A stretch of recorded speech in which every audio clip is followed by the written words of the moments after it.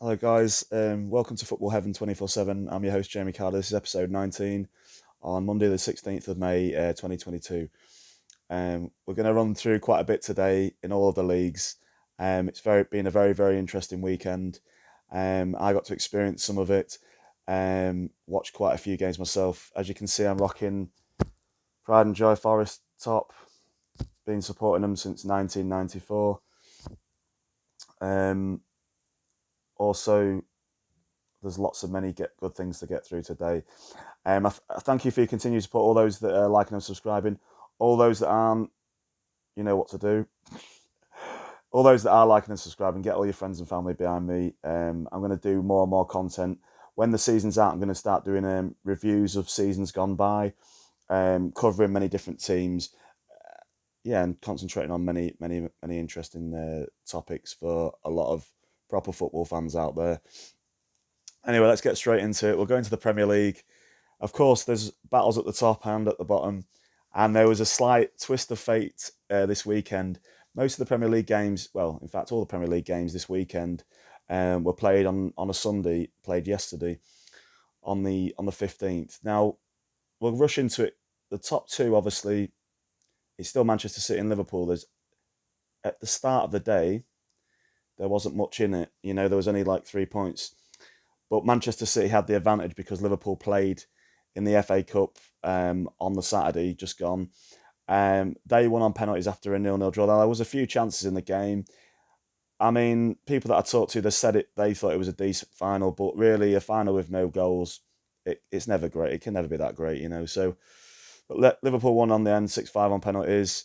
Um, they did fantastic. That's their second trophy of the season, with potentially still two more trophies to get. Now, talking about that, we can go on to the Sunday games. Now, Manchester City were playing in the Premier League, but Liverpool weren't, like I say, because of the Cup. Manchester City, they got a bit of a shock. Um, all my local West Ham friends around here where I live, they would have been really, really happy. It was Mark Noble's last home game for West Ham after 18 years of service for the club. He's seen so many ups and downs, come close to winning a few things. I think he won a playoff final with West Ham, and he also got to an FA Cup final with West Ham as well in 2006.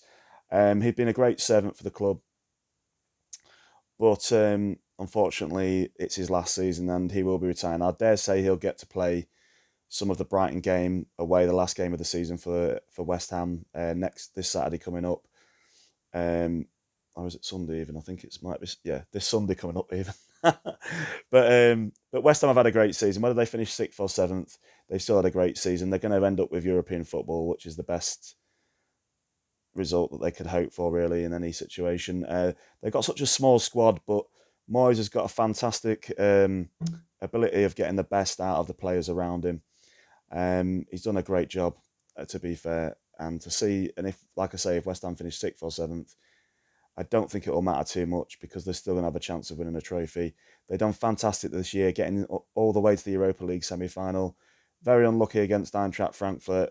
A few bad decisions went against them in the second leg. The referee was kind of a home banker for that game. Um, but there we go. You know, they didn't get through as it is for the Europa League final. Obviously, it's going to be Eintracht Frankfurt and Rangers, and they're going to be playing each other very soon in the Europa League final. Anyway, in the game, West Ham against Manchester City, West Ham did fantastic. And they raced into a 2-0 lead before half time. Two goals by the fantastic Jarrod Bowen. He's had a brilliant season this season. He's going to end up being the top goal scorer for West Ham. Um, he's done brilliant. You can see why teams like Liverpool have been mentioned with signing him. He's still very young. I think he's only 23, 24 years old. Still got a very, very, very good career ahead of him. But he's done fantastic. But anyway, there was two great goals by Bowen, two breakaway goals where he got past the Manchester City defence. The first one he rounded the keeper, slotted it into the empty net, and then the second one was similar. He just was off the back of the defender and literally took it past the keeper and smashed it in. So they were 2-0 ahead. It was looking not done and dusted because it never is if you're playing against a team like Manchester City, but obviously West Ham fans would have been ecstatic at half time being 2-0 up. But of course, Manchester City, they come back into it in the second half. They've done fantastic. There was a deflected goal by Grealish, and then an unfortunate own goal by Vladimir Kufal, and that was on 69 minutes. Now, Manchester City did dominate a lot of the possession in the second half, but West Ham were unlucky not to take the lead again. But then, not long after that, Mahrez came in. There was a penalty awarded. Dawson took out Gabriel Jesus in the box, and after rechecking on VAR, the referee gave it in favour of Manchester City for a penalty. Mahrez stepped up. He slotted it to Fabianski's left, but Fabianski pulled off a fantastic save, and that meant that West Ham got a great and well-deserved 2-2 draw. Jarrod Bowen was absolutely amazing. Noble got the send-off that he deserved, and even Pep Guardiola had a few words to say to Noble, which I'm sure he really appreciated. It's very rare to see a player stay at his hometown club all of his life these days, so it's to be commended. It will probably barely ever be seen again, but he was a great, great servant, and I'm sure many West Ham fans were happy to have had him playing for them all those years. Now, let's go on to other subjects. I thought I'd do a tribute to Mark Noble because of all the local friends that I've got that are involved in West Ham. But he's done fantastic for them. Anyway, but we'll go on to the other games. Like I say, Liverpool weren't playing, but Liverpool have got a game on Tuesday where they're catch-up game away at Southampton. Now, I'm going to do a prediction on that already. I think that Liverpool will win that game 3-0 easily. Southampton haven't got much left to play for. They're not in danger of getting relegated, and they're pretty much safe now. So they're safe. So I will say they'll just ease off, and Liverpool will get that result that they need, which would mean that it will take it into just a 1 point difference on the last day of the season. Manchester City are playing at home to Aston Villa, who are obviously run by a Liverpool legend, Steven Gerrard. So he'll be desperate for Villa to get a result there, to get a draw or a win at least, just to stop Manchester City from winning the title, because then Liverpool have got to play Wolves at home now. That's not done and dusted. Wolves can pick up results, but I do fancy Liverpool to win that one. I will make predictions on it in a bit for both those games. But anyway, it'll be interesting to see what happens. But as I say, I fancy Liverpool to close the gap on Tuesday night. Tomorrow night, and that will mean that there's only 1 point in it on the last day of the season, which will make it very exciting to watch. On paper, you'd say Manchester City should easily win against Villa. But football's not always like that, as we know, and anything could happen. Anyway, we'll move on. Down the bottom end of the table, there's still the fight out between Leeds, Burnley and Everton to avoid that last relegation place. Watford and Norwich are already down. Watford got absolutely hammered by Leicester City at home. João Pedro got an early goal for him. Looked like they had a bit of an opportunity. But goals from Maddison, 2 from Vardy and 2 from Barnes meant that Leicester City won that game 5-1. Norwich, although they're down, they had a respectable 1-1 draw away at Wolves. Wolves have been faltering a bit at home in the league, and they're not been in fantastic last sort of several games. Pukki scored, or Pukki even, not Pukki. Sounds like he's been sick. Pukki scored a goal on the 37th minute, but Wolves came back in the second half, about 10 minutes into the second half, got a goal from Al Nouri, which made it 1-1 in the end. But that's how it stayed, 1-1 in that game. And then obviously there's a fight out for the top 4 positions between Tottenham and Arsenal. Of course, bitter rivals. Neither of them want the other one to be successful, obviously. But Tottenham had a fight on their hands because obviously Burnley are trying to stay up. But they got past them narrowly with a controversial penalty that Kane was awarded.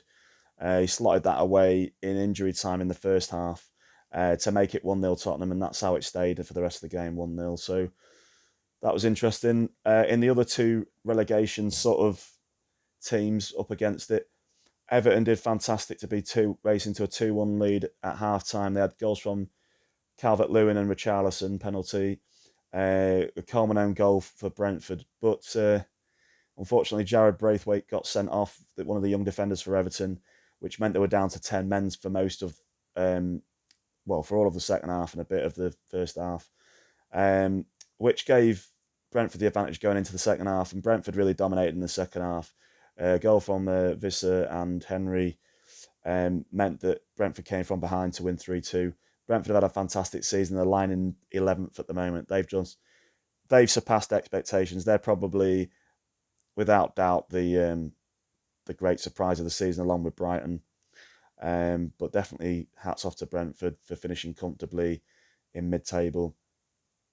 They done brilliant. Anyway, I think that's pretty much that's like all the Premier League games. Oh no, sorry, Aston Villa were playing Crystal Palace. That's sort of like Villa are safe and so are Palace. But that ended in a 1-1 draw.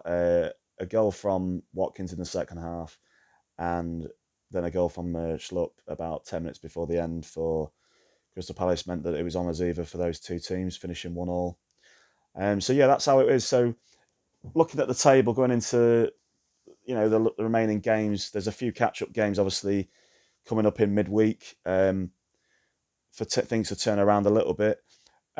Most notably, Newcastle playing Arsenal tonight. Now, obviously, because Tottenham won at the weekend and Arsenal aren't playing until obviously tonight, Tottenham took the advantage and they went 2 points clear of Arsenal into fourth. But Arsenal have obviously got the game in hand against Newcastle away tonight. And if Arsenal can win that, then that puts them above Tottenham. But I've just got this sneaky feeling that Newcastle are going to do something with it being the last home game of the season for Newcastle.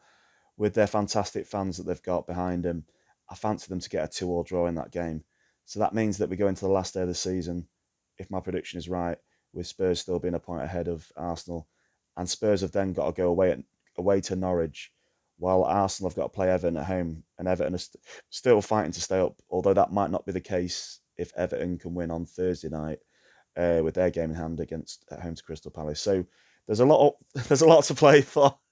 It's very, very exciting at both ends of the table.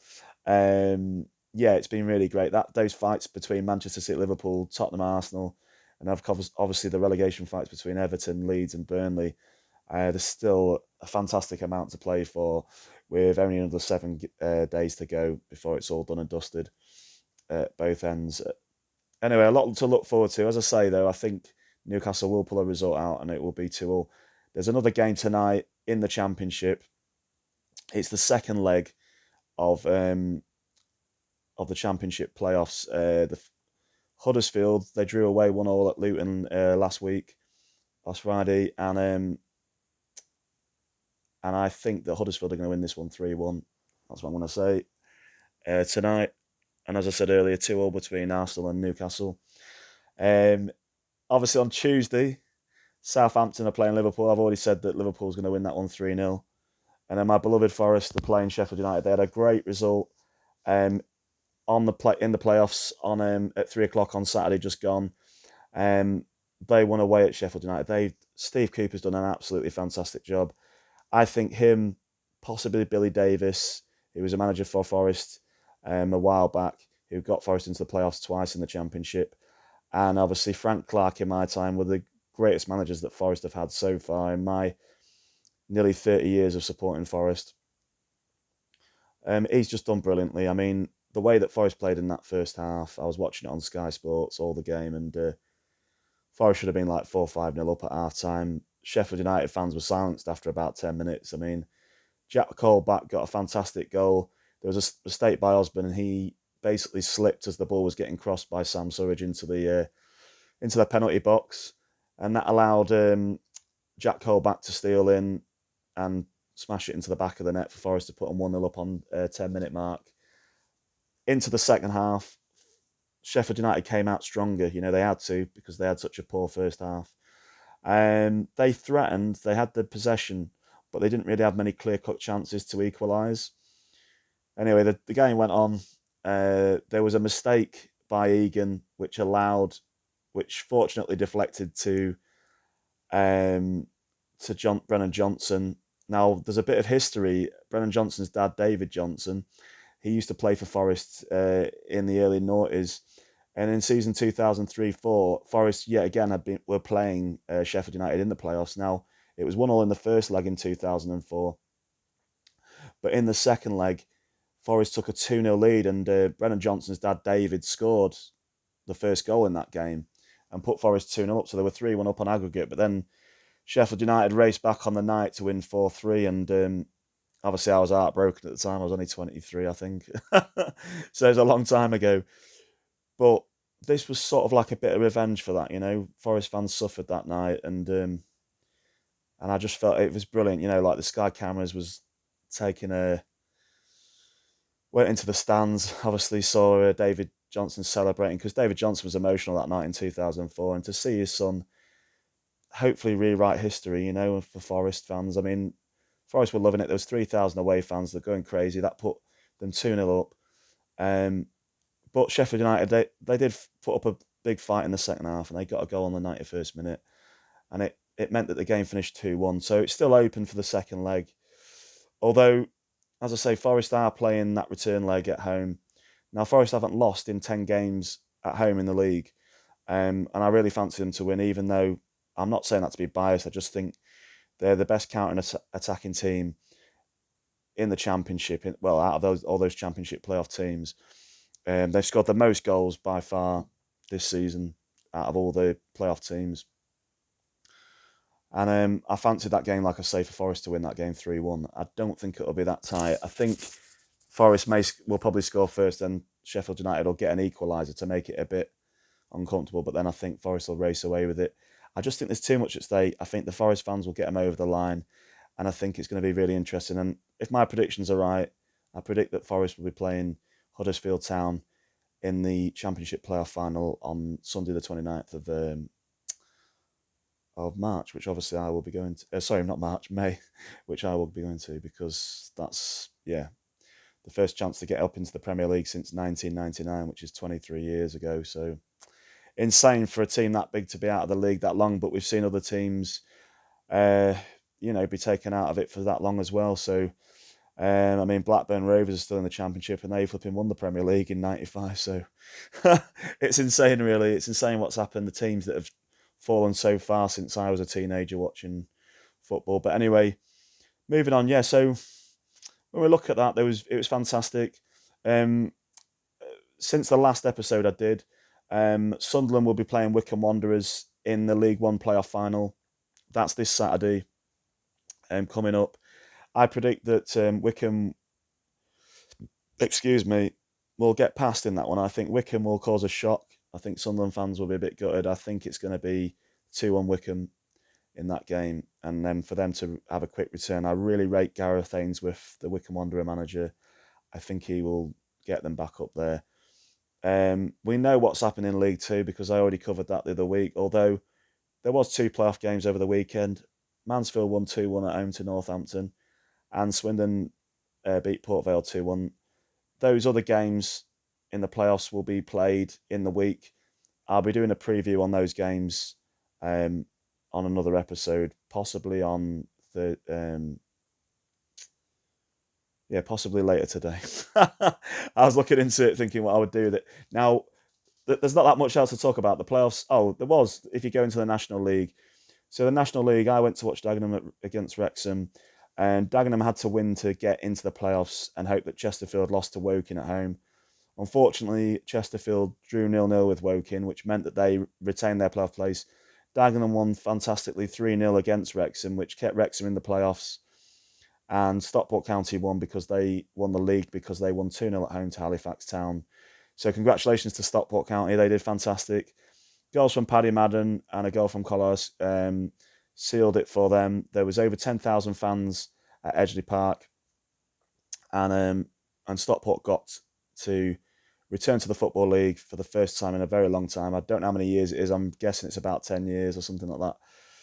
But my mate will be very happy up in Stockport, and he was at the game to see them get promoted. It's fantastic. And now there's a lottery of the playoffs for Wrexham, Solihull Moors, Halifax Town, Notts County, Grimsby and Chesterfield. They've all got to fight it out for that second promotion spot to League Two. So it'd be very interesting to see what happens. The informed team out of all those at the moment is Solihull Moors.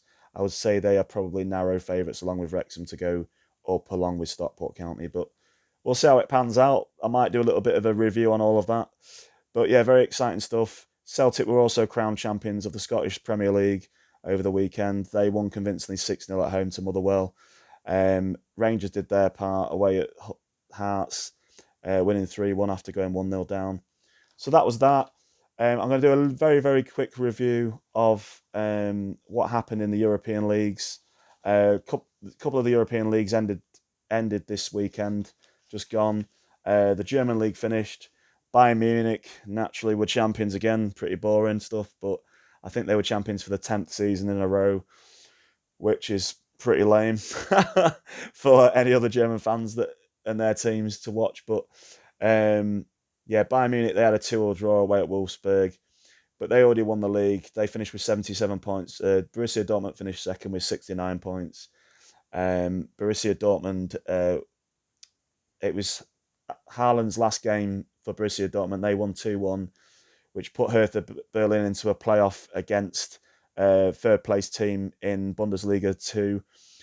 So they'll have to play off in that game against the Bundesliga 2 outfit to see whether them or they stay in the league, or the Bundesliga team that finished third, team that finished third will end up coming into the Bundesliga itself. So that's a tight one there. In France, PSG naturally won the French league because they've got better resources and more money than anybody else. Monaco finished in second. They leaped above Marseille on the last day of the season. Monaco won 4-2 against Brest to put them into the second. And Marseille, just looking at the results to see what happened with Marseille. Marseille, yeah, they lost to Rennes, who were desperate to get into the Champions League places, which they did do. Rennes won 2-0. That allowed Monaco to get into what I believe is an automatic entry into the group stages of the Champions League. So congratulations to Monaco for pipping Marseille on the last day of the season. PSG, like I say, finished top. Real Madrid, they've already won the league in La Liga. They're on 85 points. They drew away 1-1 at relegation-threatened Cadiz. And Barcelona, looking to finish second even. They drew 0-0 away at Getafe. So I think for Barcelona, for Real Madrid, because they'd already won the league, they weren't too fussed about the result. There was a few players that were rested. Obviously, Champions League finals coming up for them. I dare say they'll rest more players for the last game of the season this weekend coming up even. And same for Barcelona. They know they're already going to finish second, so they didn't really care. So anyway, so there we go. So that's what's happening in that league. Atletico Madrid and Seville are going to be fighting it out on the last day of the season for third spot.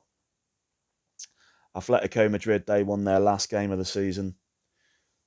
Not last game, penultimate game of the season. And they drew even at home to Seville, 1-1. So they're fighting it out. We'll be interested to see who finishes in third in that league. And in the Italian league, AC Milan are still top by 2 points over Inter Milan. AC Milan won 2-0 thanks to goals by Leao and Hernandez against Atalanta at home. And Inter Milan did their part. Goals from Damian and 2 from Martinez allowed them to win 3-1 against Cagliari. So that keeps them in the fight. Last day of the season in the Italian league will be interesting because there's only 2 points in it. Will it go to AC Milan or will it go to Inter Milan? Deadly rivals, of course. I would say that AC Milan should win that, but we'll find out. And obviously, I'll do a review of that this time next week. So it'll be very, very interesting. But thank you for listening to today's episode. Didn't have to cover as many results as we normally do, thanks to the fact that most of the English leagues are coming towards an end now. So very, very interesting. I think that I didn't mention Leeds United earlier. They came back from being 1-0 down against Brighton at home. A goal from Struijk on the 92nd minute, which means that there's only literally a matter of 2 points between Everton, Burnley and Leeds. Anyway, we'll see what the heck happens over the week. And thank you for watching today's episode 19. Please get all your friends to like and subscribe. I appreciate everyone's support that's getting behind us. Obviously, I need to advertise it more, get it out there, so we can get more followers. And as I say, there's going to be more interesting content coming up this week. And obviously, when the season finishes as well, I'll continue to do episodes previewing other things and reviewing other things that have happened in the past. Thank you very much. All the best. Have a great week. Enjoy your summer holidays. All the best. Bye.